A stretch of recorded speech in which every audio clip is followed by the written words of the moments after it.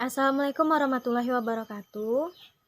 Perkenalkan, nama saya Rafika Febriza Martias Putri dengan NIM 180530054. Pada kesempatan kali ini, kami dari kelompok 6 akan menjelaskan sebuah materi mengenai transportasi laut dan transportasi air lainnya. Nah, di sini dalam satu kelompok saya memiliki 2 orang rekan, yaitu yang pertama ada Serina Akfara Rizal dan yang kedua adalah Nurari Santi. Untuk materi yang pertama akan dijelaskan oleh saya sendiri. Langsung saja kepada pembahasannya. Yang pertama kali saya akan membahas mengenai peran transportasi air. Jadi, peran transportasi air bagi perekonomian itu ada 2, yaitu transportasi air dapat dikatakan sebagai urat nadi bagi perekonomian Indonesia. Maksudnya, apabila transportasi air ini tidak ada, maka perekonomian Indonesia juga akan hancur. Hal ini disebabkan oleh Indonesia merupakan negara kepulauan yang terdiri dari beribu-ribu pulau yang dihubungkan oleh laut. Oleh karena itu, kegiatan perekonomian Indonesia pasti berkaitan juga dengan laut. Mulai dari bagaimana pendistribusian barang dan juga jasa, itu kemungkinan besar masih menggunakan ekspedisi di laut. Apalagi zaman dahulu saat transportasi udara belum ada. Yang kedua, peran transportasi air atau laut bagi Indonesia yaitu untuk menunjang pertumbuhan ekonomi. Nah, ini berkaitan juga dengan yang pertama tadi, bahwasanya transportasi air atau laut ini merupakan urat nadi ekonomi. Jika hal ini bagus atau transportasinya berjalan dengan lancar, maka perekonomian akan tumbuh dengan lancar seperti itu.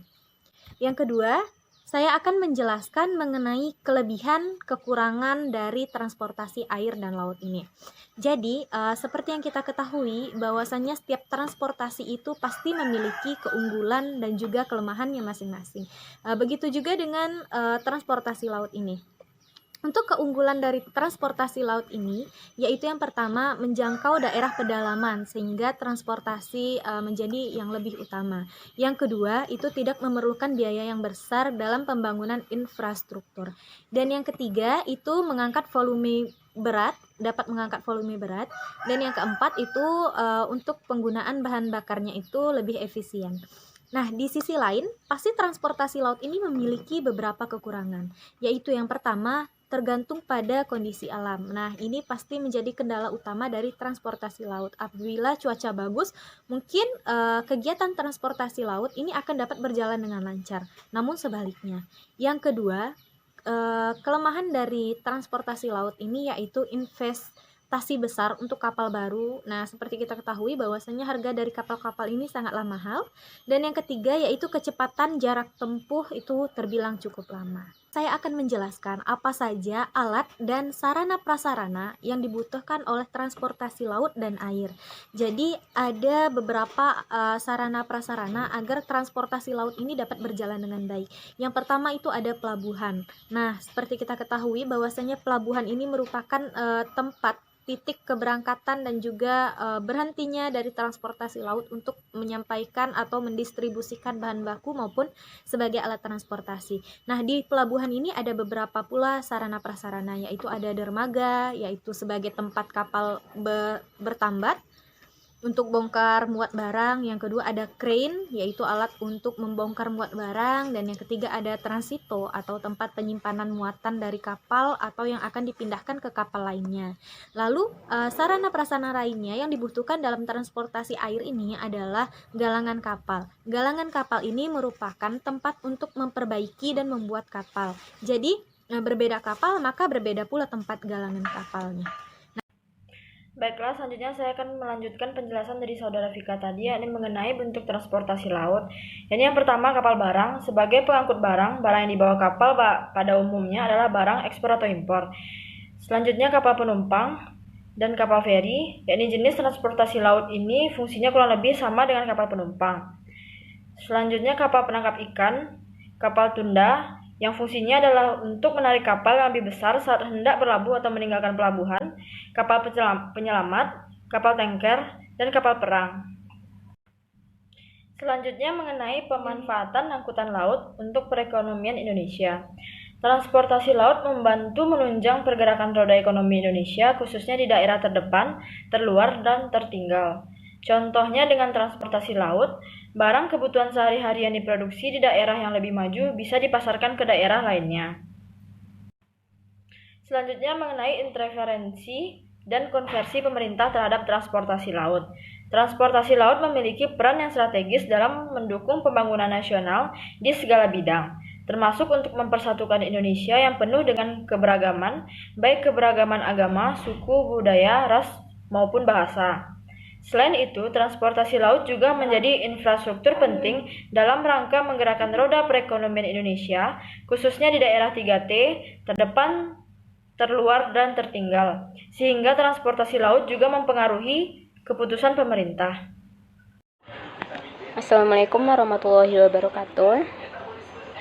Baiklah, saya akan melanjutkan penjelasan dari teman saya sebelumnya, yaitu pada bagian kelima, tipe dan penghitungan biaya dari industri transportasi air. Nah, menurut Undang-Undang Nomor 17 Tahun 2008 tentang pelayaran pada bab 5 tentang angkutan air, yaitu di bagian ke-8 di mana tentang tarif angkutan dan usaha jasa terkait.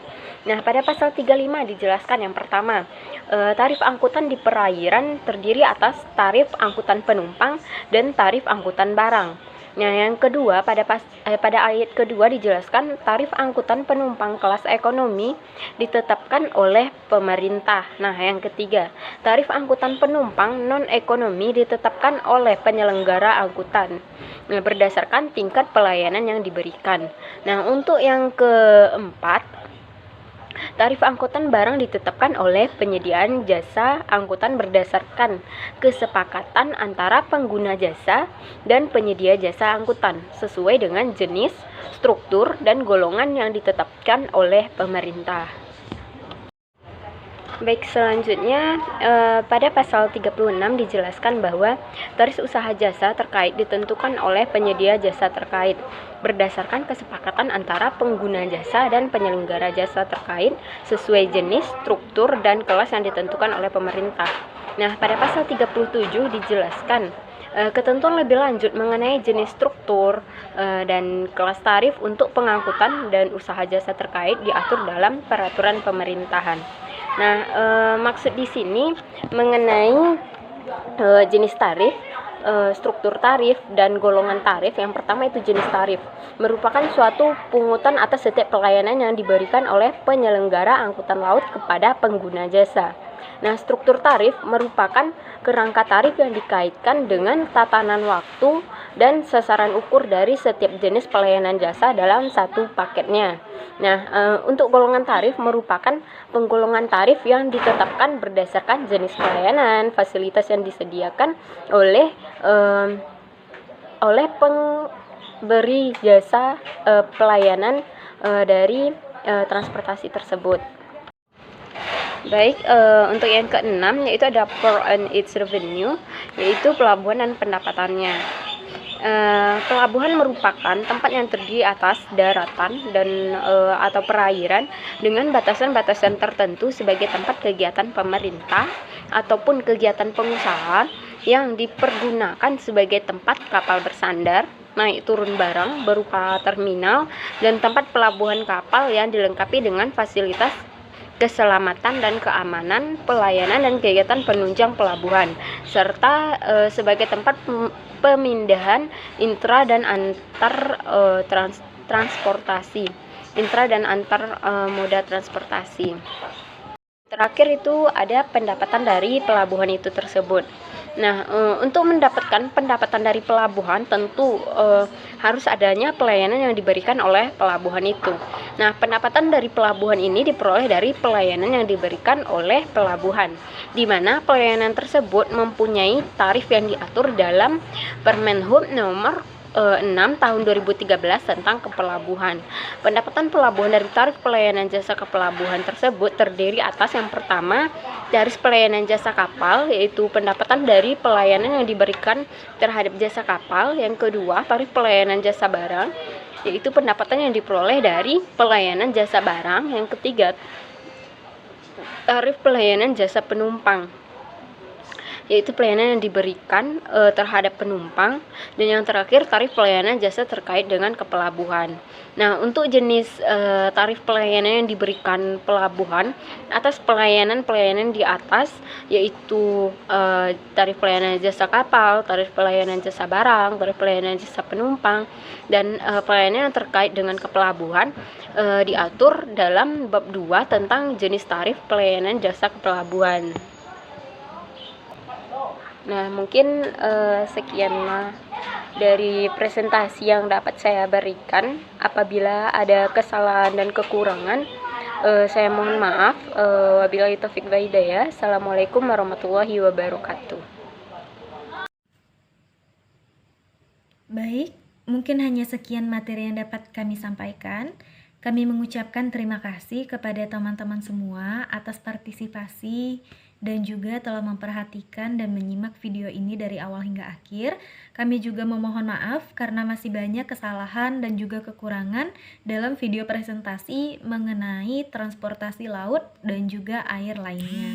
Nah, untuk itu semoga video ini dapat menambah ilmu kita dan menjadi berkah. Amin ya robbal alamin. Kami sudahi dengan wabillahi taufik wal hidayah. Wassalamualaikum warahmatullahi wabarakatuh.